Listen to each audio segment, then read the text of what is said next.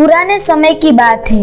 मगध राज्य में मंत्री पद के लिए आवेदन चल रहे थे। सारी तैयारियां हो चुकी थी और शहर के बहुत से प्रतिष्ठित लोग इस मंत्री पद के लिए आवेदन कर रहे थे। भला नगर का कौन सा प्रतिष्ठित आदमी होगा जो राज दरबार में मंत्री पद हासिल नहीं करना चाहेगा। इसलिए नगर के गिने चुने प्रतिष्ठित लोग इस पद को हासिल करने के लिए अपनी पूरी ताकत झोंक रहे थे। ऐसा एक युवक था संतोष, मन का एकदम साफ युवक, दूसरों की मदद करने वाला, हर जरूरतमंद की सेवा करना, ये सीख उसने अपने माँ बाप से भली भांति ले ली थी। इसलिए नगर में उसकी काफी इज्जत थी, काफी रुतबा था। भला इंसान होने के साथ साथ संतोष में और भी गुण थे, जैसे कि उसका वाक गुण।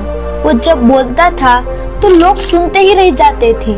उसके भाषण, उसके वक्तव्य सभी को प्रभावित कर देते थे। ये कला उसमें बचपन से ही थी और समय के साथ साथ उसने अपनी इस कला को और भी ज्यादा निखार लिया था। ऐसा नहीं था कि मंत्री पद के लिए आवेदन करने वाले दूसरे युवकों में किसी गुण की कमी थी। उसके प्रतिद्वंद्वी भी किसी से कम नहीं थे।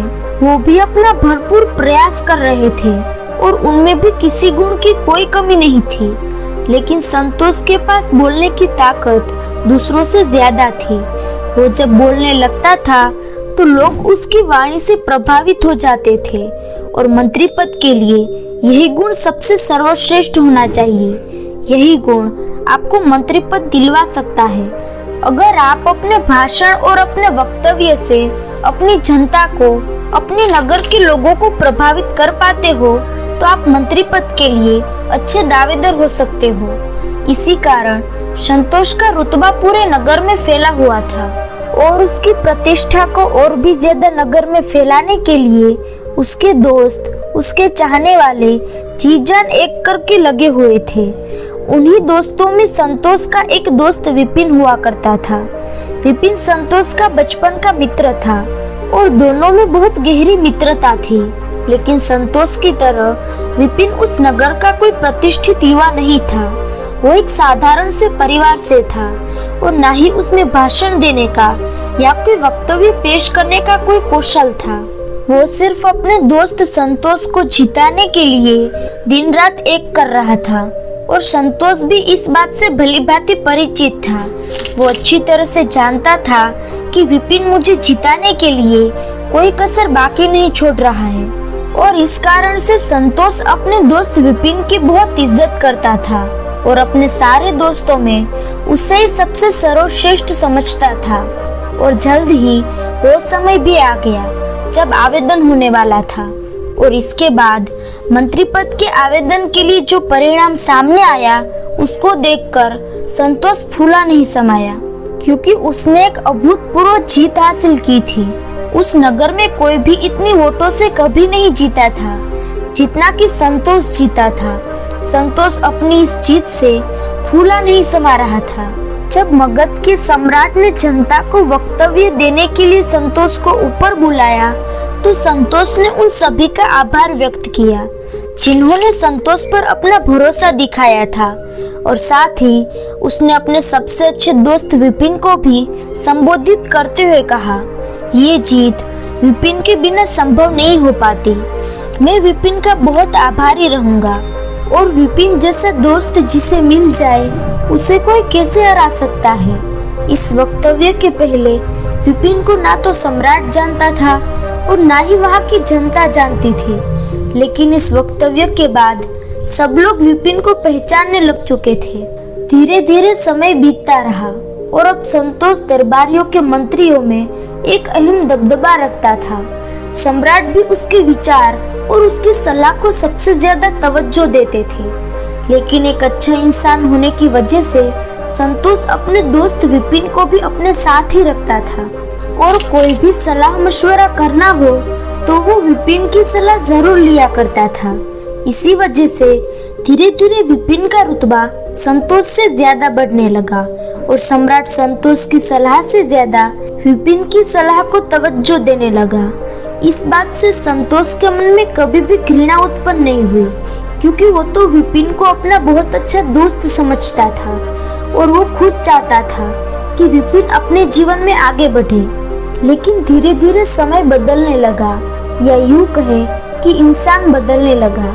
और जो विपिन संतोष का बहुत अच्छा दोस्त हुआ करता था, उसी ने संतोष को उस गद्दी से हटाकर खुद उस गद्दी पर अपना कब्जा कर लिया।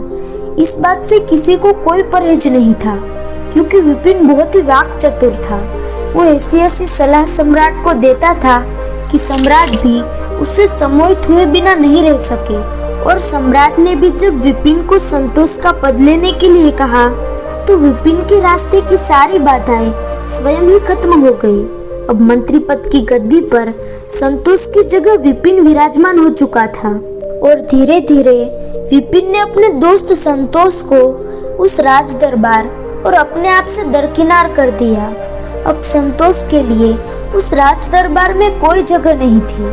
उसे राज दरबार के अंदर भी नहीं घुसने दिया जाता था। जब संतोष ने अपने दोस्त विपिन से मदद मांगी, तो विपिन ने भी उसे ये कहकर मना कर दिया कि दोस्त, मैं इसमें कुछ भी नहीं कर सकता। ये सब हमारे सम्राट का फैसला है। भला मैं अपने सम्राट की अवज्ञा कैसे कर सकता हूँ। और ये कहकर विपिन राज दरबार में अंदर चला गया। और संतोष वहीं पर बाहर खड़ा खड़ा अपनी आंखों में आंसू लिए वहीं पर बैठ गया। इसके साथ ही बैठ चुका था उसका अपना दिल, जिसे उसके दोस्त ने ही तोड़ दिया था। संतोष ये सदमा बर्दाश्त नहीं कर सका और अब उसे अपना जीना ही व्यर्थ लगने लगा था, क्योंकि नगर में हर जगह उसका मजाक उड़ाया जाता था। और एक दिन संतोष ने एक ऐसा निर्णय लिया जिसके बारे में नगर में किसी ने कभी नहीं सोचा था। जी हाँ, संतोष निकल चुका था आत्महत्या करने के लिए। उसे कोई भी रास्ता नजर नहीं आ रहा था, इसीलिए वो अपने कदम जल्द जल्द बढ़ता हुआ एक पहाड़ी पर जा पहुंचा। उसकी योजना थी कि वो वही पहाड़ी से कूदकर अपनी जान दे देगा। लेकिन जब वो कूदने जा रहा था, तभी वहां से एक बौद्ध भिक्षु गुजर रहा था। वो संतोष को देखते ही समझ गया कि संतोष अपनी आत्महत्या करने जा रहा है। इसीलिए उसने उसे पीछे से पुकार कर पूछा कि भंते, मुझे बहुत प्यास लगी है, क्या तुम मुझे पानी पिला सकते हो? यह सुनकर विपिन ने पीछे पलट कर देखा तो क्या देखता है कि एक वृद्ध बौद्ध भिक्षु एक लकड़ी के सहारे वहां पर खड़ा हुआ है। उसके मुखमंडल पर एक अद्भुत तेज था। संतोष दिल का बहुत ही अच्छा इंसान था। उसने सोचा कि मरने से पहले कम से कम एक अच्छा काम तो कर ही देता हूँ। और यही सोचकर वो पास के तालाब से उस बौद्ध भिक्षु के लिए पानी लेने के लिए पहुँच जाता है। थोड़ी देर में वो पानी का घड़ा भरकर वापस उसी जगह पर पहुँचता है जहाँ पर वो बौद्ध भिक्षु ध्यान में बैठा हुआ था। उसने वापस आकर उस बौद्ध भिक्षु को पानी पिलाया और कहा कि हे भंते, अब मुझे जाने की आज्ञा दीजिए। शायद यही कर्म मेरी जिंदगी का आखिरी कर्म कहलाएगा। और ये कहकर वो उसी पहाड़ी की ओर चलने लगा। बौद्ध भिक्षु ने उसे पीछे से पुकार कर कहा कि हे भंते, जब तुमने निश्चय ही कर लिया है कि तुम्हें आत्महत्या करनी है, तो मैं तुम्हें रोकूंगा नहीं। लेकिन आत्महत्या तो तुम कुछ क्षण बाद भी कर सकते हो। क्या तुम कुछ क्षण मुझ अकेले आदमी का साथ दे सकते हो? क्या तुम थोड़ी देर मेरे साथ बैठकर बातें कर सकते हो? मैं बहुत दिनों से जंगलों में अकेला घूम रहा हूँ और अब इतने दिनों के बाद मुझे एक इंसान दिखा है। यह सुनकर संतोष कुछ सोचकर उस बौद्ध भिक्षु के पास आकर विराजमान होकर बैठ जाता है। इसके बाद बौद्ध भिक्षु उससे आत्महत्या करने का कारण पूछते हैं। उस पर संतोष ने अपनी पूरी दास्तान कही सुनाता है। ये सुनकर बौद्ध भिक्षु संतोष की पीठ थपथपाते हुए कहते हैं कि संतोष, तुम एक बहुत ही अच्छे इंसान हो, लेकिन इस संसार में जीने के लिए सिर्फ अच्छा इंसान होना ही मायने नहीं रखता। उसके साथ साथ तुम्हें अपनी बुद्धि और विवेक का भी इस्तेमाल करना पड़ता है।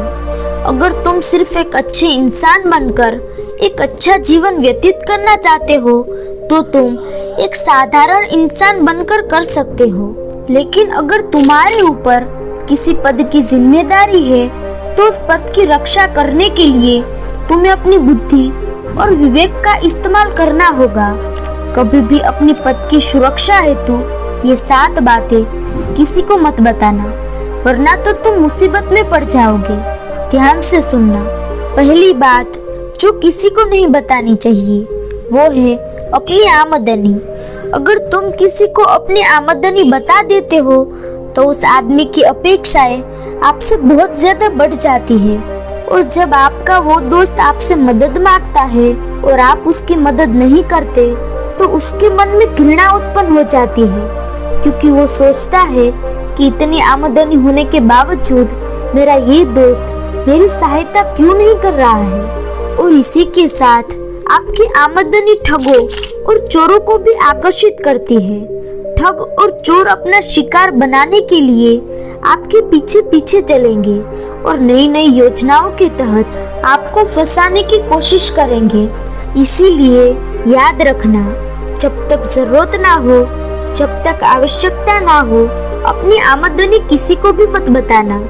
अपने परिवार वालों से या जिस लड़की से तुम शादी करना चाहते हो उसके परिवार को आमदनी बताना गलत नहीं है, लेकिन उनके अलावा किसी को अपनी आमदनी बताना अपने पैर पर कुल्हाड़ी मारने जैसा होता है। दूसरी बात जो किसी को नहीं बतानी चाहिए वो है अपने परिवार के झगड़े। जब भी तुम अपने परिवार के झगड़ों के बारे में अपने किसी दोस्त या किसी बाहर वाले पुरुष या स्त्री को बताओगे तो वो लोग तुम्हारा फायदा उठाने से नहीं चूकेंगे, क्योंकि सब लोग चाहेंगे तुम्हारी प्रतिष्ठा कम हो, तुम नीचे आ जाओ और वो तुमसे ऊपर उठ जाए। इसीलिए वो तुम्हारे घर में झगड़े कम करने की बजाय उन झगड़ों को ज्यादा उकसाने का प्रयास करेंगे। इसीलिए अपने घर के झगड़ों का निवारण किसी बाहर के आदमी से पूछना सबसे बड़ी मूर्खता होती है। तीसरी बात जो इंसान को अपनी पत्नी से भी नहीं बतानी चाहिए वो है खुद की गलतियाँ, अतीत में हुई गलतियाँ। अगर आप अपनी गलतियाँ दूसरों को बताएंगे, अपनी पत्नी को बताएंगे या किसी को भी बताएंगे तो वो लोग धीरे धीरे समय के साथ आप पर अपना दबदबा बनाना शुरू कर देंगे, क्योंकि वो ये सोचेंगे कि आप इतनी गलतियां कर चुके हैं और वो तो धुले हुए हैं और उन्होंने तो कोई गलतियां नहीं की। इसीलिए वो अपने आप को आपसे ऊपर आंकना शुरू कर देंगे, जिसकी वजह से भविष्य में आपको समस्याओं का सामना करना पड़ सकता है। और अपनी गलतियां बताने का एक बुरा नतीजा ये भी हो सकता है कि कल को अगर आपके दोस्त के साथ आपकी दुश्मनी हो जाए तो वही दोस्त आपकी कमियों को, आपकी गलतियों को दुनिया के सामने उजागर कर दे। चौथी बात जो इंसान को किसी दूसरे आदमी को नहीं बतानी चाहिए वो है अपना लक्ष्य। आप जो भी अपने जीवन में पाना चाहते हैं वो अपने मन में रखिए, क्योंकि अगर आप अपना लक्ष्य दूसरों को बता देंगे तो वही लोग आपके मार्ग में अड़चन पैदा कर सकते हैं। अगर वो अड़चन पैदा नहीं भी करते हैं तो कल को आप अपना लक्ष्य प्राप्त नहीं कर पाए तो आप उनकी नजर में एक मजाक का पात्र बन जाएंगे। इसीलिए अपने लक्ष्य के बारे में जब तक वो पूरा न हो जाए किसी को नहीं बताना चाहिए। पांचवी बात जो आदमी को अपने मन में ही रखनी चाहिए वो होती है अपनी कमजोरी और अपनी ताकत। अपनी कमजोरी अगर हम दूसरों को बताएंगे तो जाहिर है कि मौका पड़ते ही वो हमारी कमजोरियों का फायदा उठाने से नहीं चूकेंगे, और अगर हम अपनी ताकत दूसरों को बताएंगे तो वही ताकत हमारी कमजोरी बन जाएगी, क्योंकि लोगों को अगर हमारी वो ताकत पता चल जाएगी तो वो इसकी गांठ भी ढूंढ लेंगे। इसीलिए अपनी कमजोरी और अपनी ताकत किसी को मत बताना। छठी बात जो आदमी को दुनिया से छुपानी चाहिए वो है किया हुआ दान। अगर आपने किसी को दान किया है, कोई पुण्य का काम किया है तो ढिंढोरा पीटने की आवश्यकता नहीं होती, क्योंकि अगर आप किए हुए दान के बारे में दूसरों को बताते हैं तो वो दान दान ना रहकर आपका लालच बन जाता है, आपकी प्रतिष्ठा का एक मार्ग बन जाता है। इसीलिए अपने दान को जितना गुप्त होकर करोगे उतना ही वो आपको फलीभूत करेगा। इसीलिए एक कहावत है कि जब एक हाथ दान करता है तो दूसरे हाथ को भी पता नहीं चलना चाहिए। सातवीं बात जो आदमी को सबसे छुपानी चाहिए वो है अपने दोस्त, दुश्मन और प्रेमिका। अगर आप दुनिया के सामने अपने दोस्त, अपने दुश्मन और अपनी प्रेमिका के बारे में ढिंढोरा पीटोगे तो आपके विपक्षी उन्हीं लोगों को आपके खिलाफ करके आपका फायदा उठा सकते हैं। वो आपके दोस्तों को रिश्वत देकर अपनी तरफ कर सकते हैं, आपके दुश्मनों को आपके खिलाफ और भी ज्यादा भड़का सकते हैं और आपकी प्रेमिका आपको धोखा दे सकती है। इसीलिए ध्यान रखना, इन 7 बातों को कभी किसी को मत बताना, वरना तो आप मुसीबत में पड़ जाओगे। और अगर आप इन 7 नियमों का अनुसरण करते हैं तो आपका जीवन खुशहाली से भरा रहेगा और आप संसार में एक प्रतिष्ठित आदमी बनकर सदैव के लिए जी सकते हैं। बौद्ध भिक्षु का ये ज्ञान सुनने के बाद संतोष के मन को बहुत ही आनंद मिला और उसने अपना आत्महत्या करने का विचार त्याग दिया। तो दोस्तों, कैसी लगी ये कहानी आपको? कमेंट सेक्शन में जरूर बताना और अच्छी लगी हो तो इस चैनल को सब्सक्राइब करना मत भूलना। तो मिलते हैं अगली किसी कहानी में, तब तक के लिए अपना ख्याल रखें। धन्यवाद।